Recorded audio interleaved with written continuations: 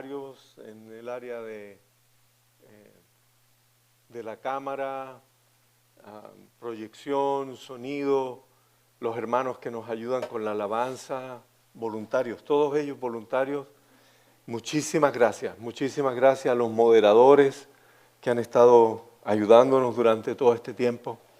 Muchísimas gracias a todos ustedes. Varios de los que están en el área técnica nunca lo habían hecho con anterioridad y han aprendido a hacerlo solamente para poder ayudar a la congregación, a esta iglesia y poder poner todo este servicio para que ustedes lo puedan ver. Muchísimas gracias. Gracias a todos ustedes. Jonás, el profeta rebelde. Cuando nuestros hijos eran pequeños, mi esposa y yo acostumbrábamos a cantarles canciones.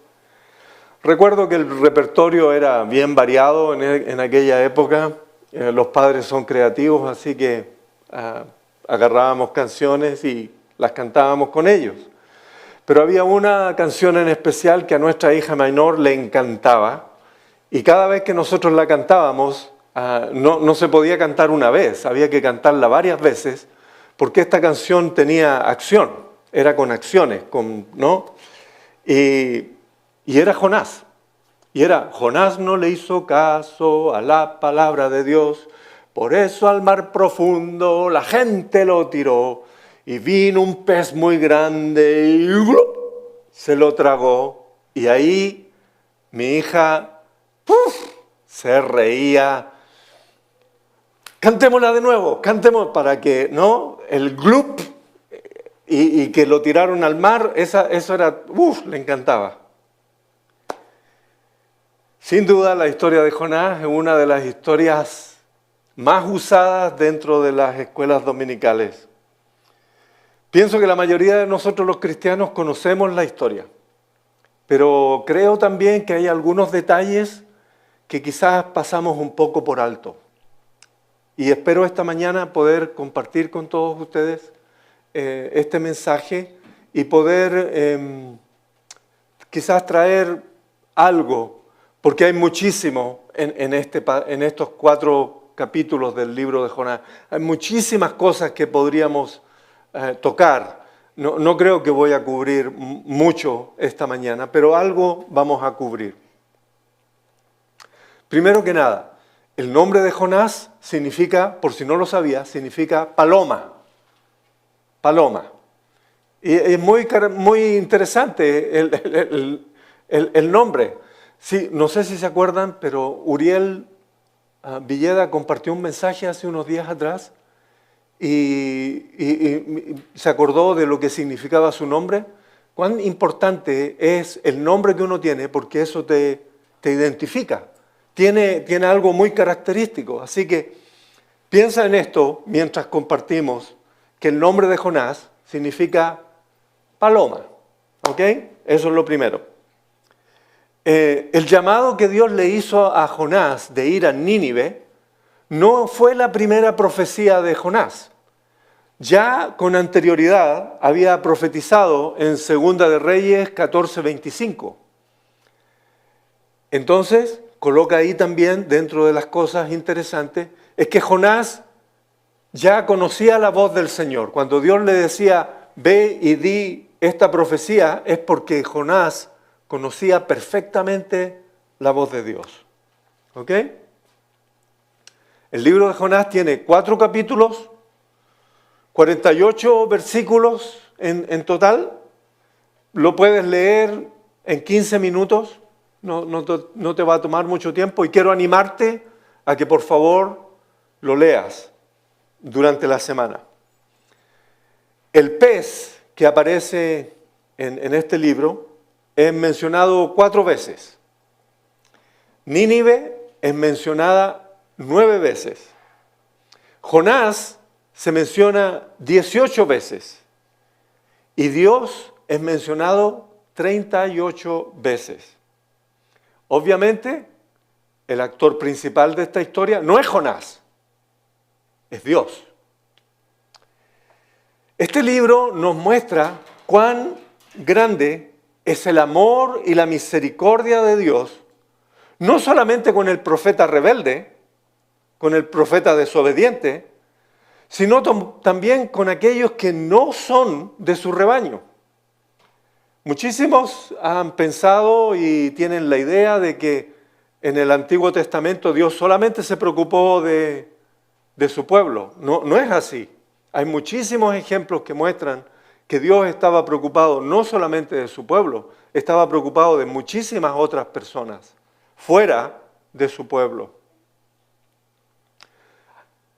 ¿Por qué tiene Dios preocupación por aquellos que no son su pueblo? Porque los quiere salvar a ellos también. Porque quiere demostrarles a ellos también su misericordia. Y por eso tenemos el caso de José, de Daniel, de Elías y la viuda de Sarepta, y muchísimos ejemplos que nos muestran claramente el corazón de Dios para aquellos que no eran su pueblo. Y aquí lo va a demostrar con una nación pagana y extremadamente violenta.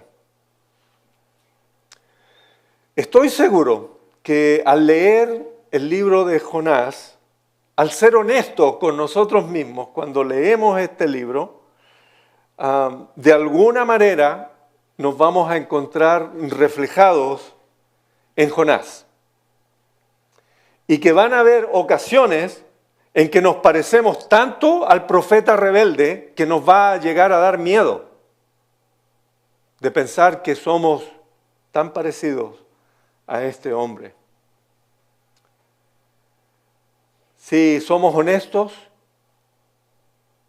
¿cuántos de nosotros vamos a tener que reconocer que muchas veces, o algunas veces, o unas pocas veces, también no hemos subido al barco en dirección a Tarsis? Nos hemos querido alejar del Señor, de correr en la otra dirección. Esta historia es tan importante que aún el Señor Jesucristo la menciona en Mateo 12 y versículo 40. Él dice así: así como Jonás estuvo en el vientre del gran pez durante 3 días y 3 noches, el Hijo del Hombre estará en el corazón de la tierra durante 3 días y 3 noches. Esta es una historia real, no es una historia inventada, no es un buen guión, algo ficticio, no, es algo absolutamente real. La historia comienza así. El Señor le dio el siguiente mensaje a Jonás, hijo de Amitai: levántate y ve a la gran ciudad de Nínive. Pronuncia mi juicio contra ella, porque he visto lo perversa que es su gente. Capítulo 1, versículo 1, la Nueva Traducción Viviente. Vuelvo a repetir, Jonás conocía muy bien la voz de Dios. No le era ajeno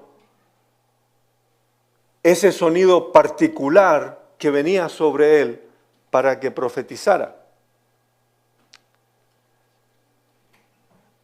La profecía anterior, la que está en Segunda de Reyes, era una profecía de algo bueno, de derrotar a sus enemigos, de recuperar las tierras que el enemigo había tomado. En otras palabras, esa profecía de Jonás, de Segunda de Reyes, era como una buena profecía que va a bendecir a mi gente. A mi gente. Ahora, este llamado de Dios es: ve a Nínive y predica contra ella. Esto no es, oh, you know what, Dios te ama y tiene un plan precioso para ti. No, no es eso. Es llevar una palabra de juicio a esta ciudad. Estas son malas noticias de Dios para ustedes. Era completamente diferente a la primera profecía que él profetizó. Ve a Nínive y diles que el juicio de Dios viene contra ellos, porque su maldad es insoportable. Ahora, el imperio asirio tenía fama de crueldad. les producían a sus enemigos horrendas torturas. Leí algunas de las cosas que la historia nos dice, no la Biblia, lo que la historia nos dice acerca del imperio asirio, y te digo, honestamente son cosas horribles.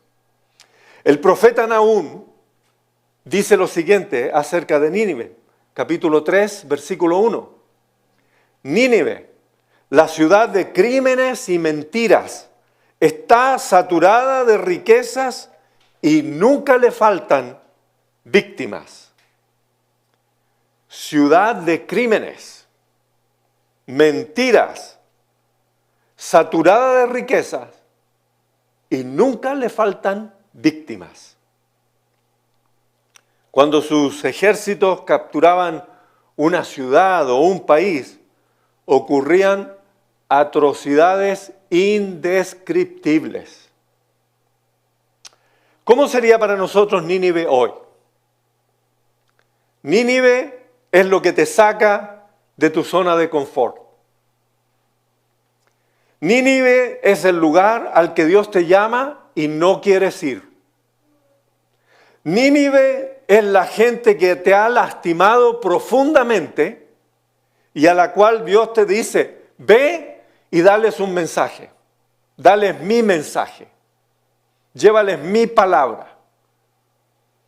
Nínive es peligro, es incomodidad, es lo que detestas, es lo que has llegado incluso a odiar, pero te das cuenta que Dios les ama, que Dios tiene algo para ellos. Eso es Nínive para nosotros hoy. ¿Qué vas a hacer cuando Dios te diga ve a Nínive? Y tú detestas a esas personas. Tú no quieres saber nada con esas personas. Como decimos en mi país, las masticas pero no las tragas. Cuando Dios te envía ahí, ¿qué vas a hacer? Tienes que pensar en esto porque va a suceder. En algún momento va a suceder. Dios te va a llevar a algún lugar donde tú no quieres ir porque ya tienes una idea respecto a esas personas. Jonás es contemporáneo de varios otros profetas. Solamente quiero llamarte la atención a uno de ellos, al profeta Amós. El profeta que no era profeta, era solamente un pastor, un humilde pastor de ovejas. No venía de la línea sacerdotal, nada. Era un simple pastor de ovejas. Era del reino del sur. Pero Dios lo mandó a predicar al reino del norte. Amós, en cuanto recibió el mensaje, la orden de Dios, agarró sus cosas y se fue al norte a llevar la palabra que Dios le había dicho. Uno esperaría algo similar de Jonás. Y se levantó Jonás y fue a Nínive. Pero no. La paloma huyó en otra dirección.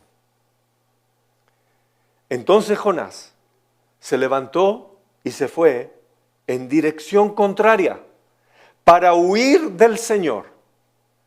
Descendió al puerto de Jope, donde encontró un barco que partía para Tarsis.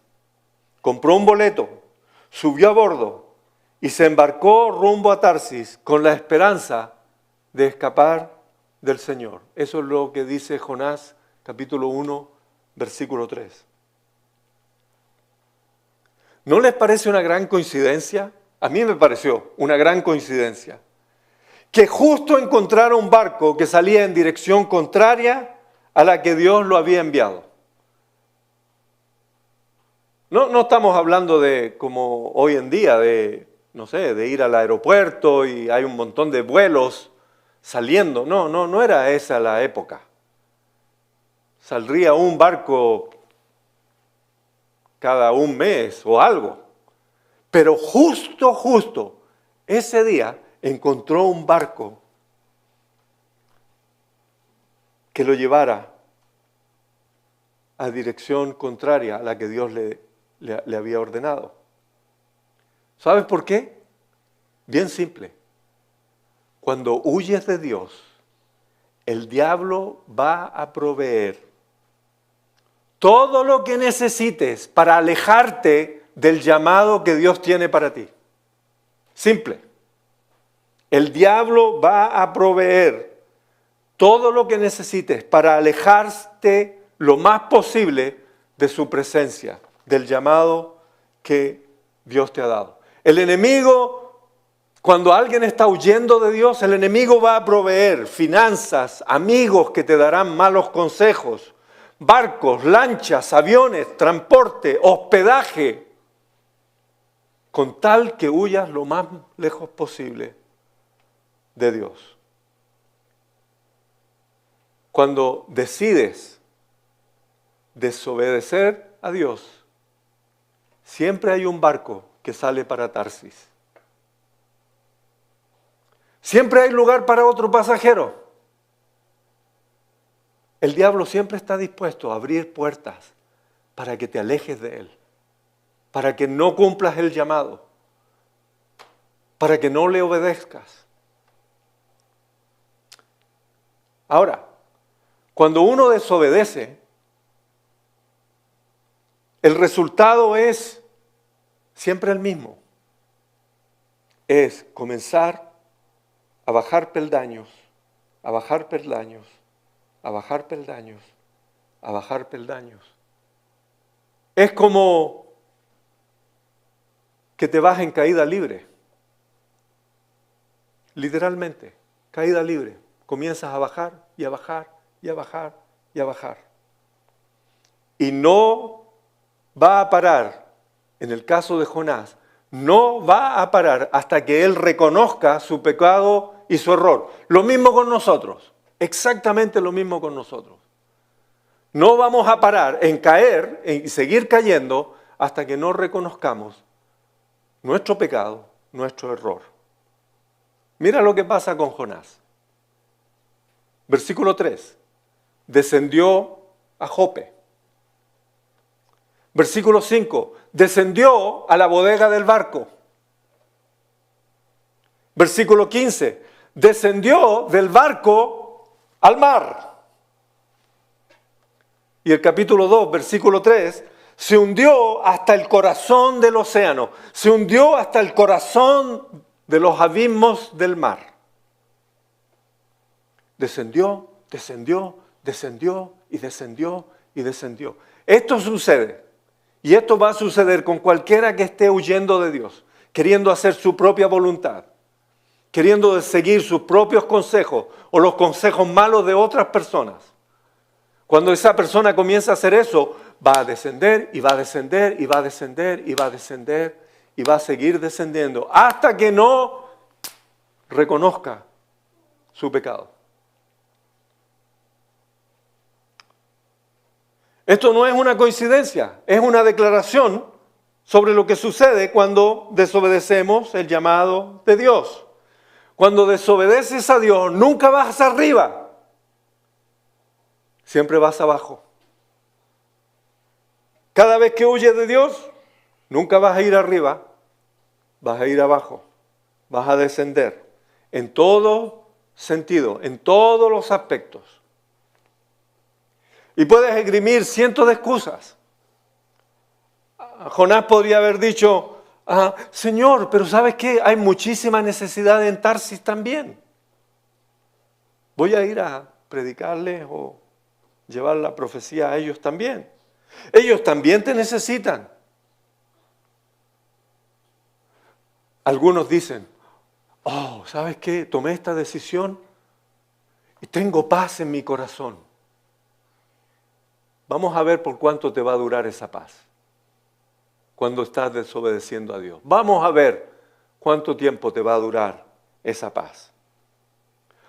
Siento que no soy la persona adecuada para los ninivitas. Creo que tiene que ir otro, no yo, tiene que ir otra persona. ¿Sabes qué? Es muy fácil justificar nuestras malas decisiones y nuestras malas acciones dándole un lenguaje religioso. Muchísimas veces no te vas a encontrar con gente que va a usar lenguaje religioso, el lenguaje de la iglesia para justificar sus malas acciones, huyendo de Dios, huyendo de Dios. La decisión de Jonás de huir, de escapar del llamado que Dios le había dicho, le había dado, hizo que todo a su alrededor comenzara a descomponerse, todo.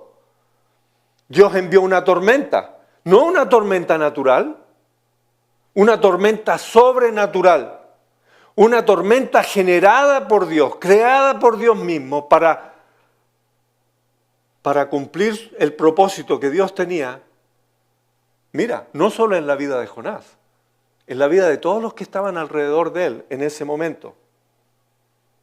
El capitán y los marineros de este barco muchísimas veces habían experimentado tormentas en el mar Mediterráneo. No era la primera vez, pero esta tormenta era completamente diferente, completamente diferente. Vientos huracanados, olas gigantescas, el barco crujiendo por todos lados, los hombres llenos de temor, el corazón casi se les salía del pecho por el miedo. Vamos a morir, vamos a morir. Ante la situación que están viviendo, cada uno de ellos, dice la palabra de Dios, que comenzaron a invocar a sus dioses. O sea, esto significa lo más probable, es que eran de diferentes nacionalidades, venían de diferentes áreas del mundo y cada uno de ellos le invocaba a sus dioses, o de donde venían habían muchísimos dioses y comenzaron a clamar a todos ellos clamando a sus dioses. Es interesante que cuando se huye de Dios, la gente deja de orar. Esto pasa con Jonás. No vemos a Jonás orando en estas circunstancias. No lo vemos. Está ahí abajo en la bodega durmiendo, el capitán va, lo despierta, le dice, ¿cómo puedes estar tú durmiendo? ¿Cómo? Levántate y ora a tu Dios. Pero no hay una oración. No hay una oración. La oración va a venir cuando está dentro del pez. Esto es claro. Cuando alguien está huyendo de Dios, los niveles de oración comienzan a disminuir.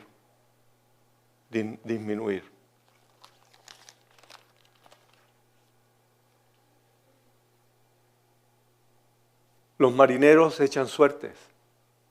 Las suertes caen. Coincidencialmente, Dios está detrás de eso. No tengo idea cómo fue que echaron suertes, pero Dios estaba detrás y la suerte cayó en Jonás. ¿Por qué hiciste esto?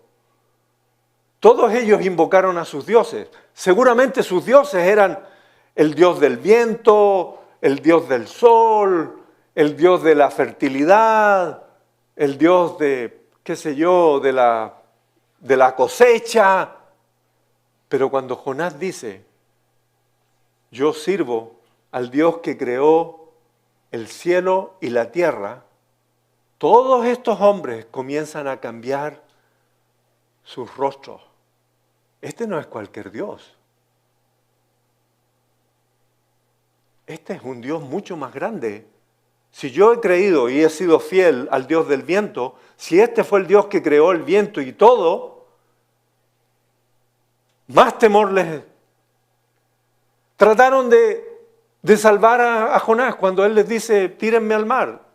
Ellos aún así tenían estaban mostrando mucho más compasión y misericordia de lo que Jonás estaba mostrando. Lo tiraron al mar, Dios preparó un pez, se tragó a Jonás. Y me acuerdo de mi hija Débora, y ¡glup! Se lo tragó. Y ahí en el pez, dentro del pez, él reconoció su pecado.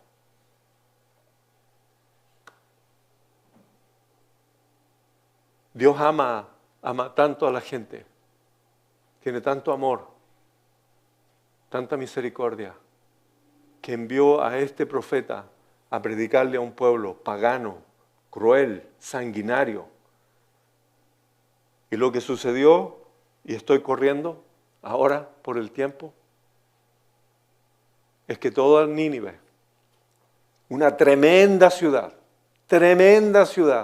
miles y miles de personas viviendo ahí. Al final del libro de Jonás, Dios confronta a Jonás, no con una acusación, no con una recriminación. Dios le está haciendo tratar de ver a Jonás cuán importante es que esta gente se salve, porque en esa ciudad hay 120,000 personas que no saben distinguir de su mano derecha de su mano izquierda.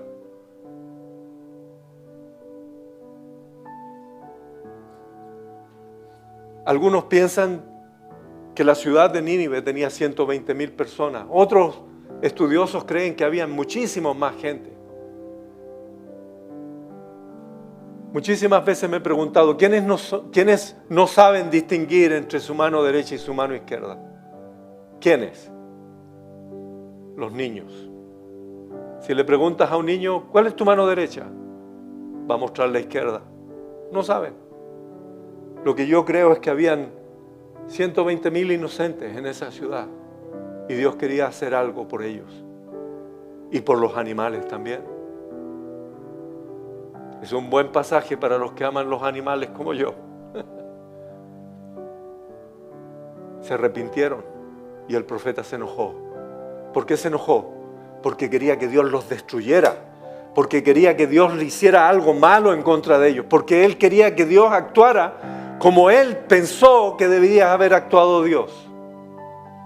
Muchísimas veces, como nosotros mismos pensamos respecto a algunas personas, como lo hemos visto en este tiempo aquí en este país, con un odio visceral porque es de otro color, porque es de otra cultura. Dios no es así. Dios no es así. Y gracias a Dios por tener un Dios como el que nosotros tenemos. Un Padre que tiene amor por todos, incluido por los más malos, los más pecadores, los más perdidos. Por eso yo estoy aquí. Porque en algún momento Él metió su mano, como yo lo he dicho muchas veces, metió su mano dentro del tarro de la basura y me encontró a mí. Me encontró a mí y me sacó de ahí. Me mostró misericordia y compasión. Me limpió. Me puso sobre mis pies. Y me dijo, ahora tú eres mi hijo. Tú vas a ser mi hijo. No podemos arrancar. No podemos arrancar. No arranques. Si estás arrancando, si has estado huyendo de Dios, come on, vuelve a casa.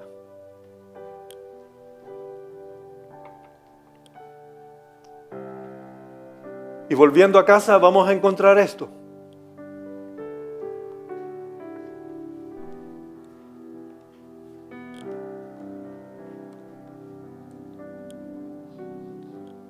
Nos vamos a sentar a la mesa y vamos a disfrutar juntos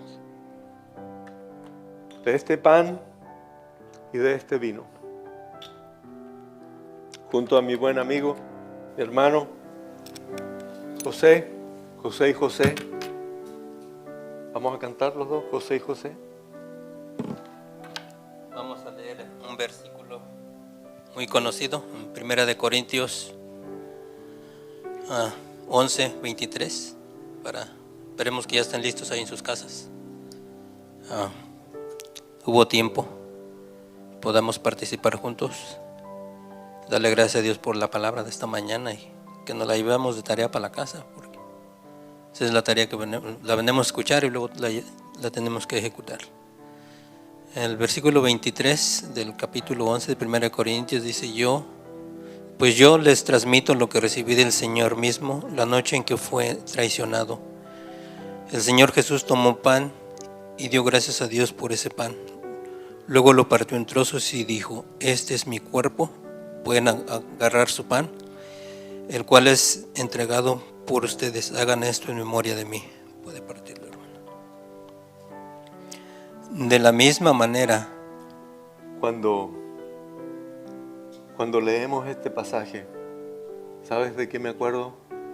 De Isaías 53, que dice que el cuerpo del Señor Jesús fue molido por nuestros pecados, por nuestras iniquidades.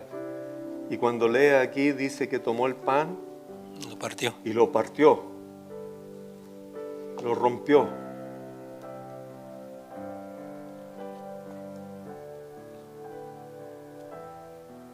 Por nosotros. Pueden tomar el vino, hermanos. Dice de la misma, 25, de la misma manera tomó en sus manos la copa de vino después de la cena y dijo: esta copa es nuestro nuevo pacto entre Dios y su pueblo, un acuerdo confirmado con su sangre.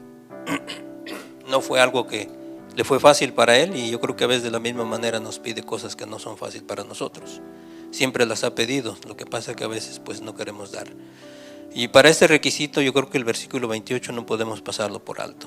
Dice: por esta misma razón cada uno de ustedes debería examinarse a sí mismo antes de comer el pan y la copa. Nos da la elección a nosotros para que nadie lo haga por nosotros, como una máquina cuando a uno lo llevan al hospital y le hacen un examen completo y miran todo, pero nos da el permiso a nosotros, nos da la libertad de que lo hagamos nosotros, porque pues nosotros nos conocemos a nosotros mismos y a veces pues las vemos y las escondemos, pero dice que lo hagamos y podemos participar, no que no lo hagamos, sino que nos da el permiso de arrepentirnos. Es lo bueno. Él sabe que hay, por eso nos dice que debemos examinarnos a nosotros mismos, y a veces hay cosas que pues hasta nos da pena, ¿no? Si somos sinceros, pero nos da la libertad de inspeccionarnos, pedir perdón y tomarlo. Hermano, tomemos. Toma el pan, vamos a orar y dar gracias.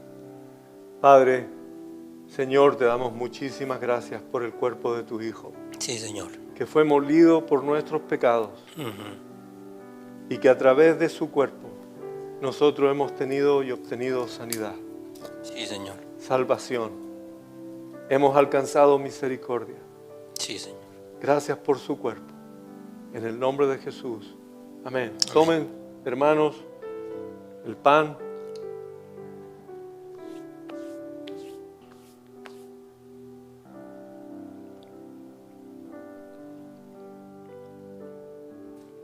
De la misma manera,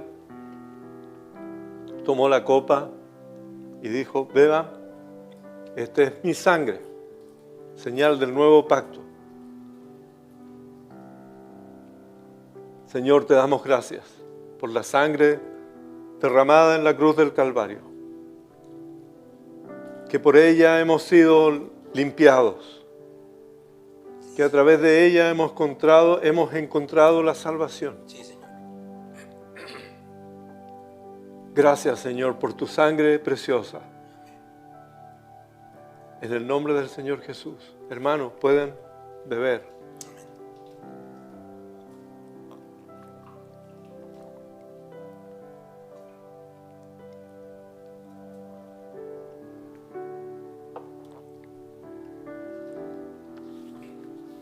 Gracias, Señor. Gracias, Señor. Señor, no queremos ser como Jonás. No queremos nunca huir de ti, Señor. Queremos obedecerte, seguir lo que tú nos digas, Señor. Queremos hacer tu voluntad, Señor, no la nuestra, tu voluntad. Señor, yo te ruego que tú bendigas a nuestros hermanos, donde quiera que estén. Señor, que esta semana que comienza sea una semana de bendición, de victoria, de cosas nuevas, de ver tu mano poderosa moviéndose a favor de cada uno de ellos. En el nombre de Jesús oramos. Amén. Señor, hermanos, que el Señor les bendiga. Tengan una excelente semana. Si Dios quiere, la próxima semana Aquí vamos a estar compartiendo junto a todos ustedes. Dios les bendiga.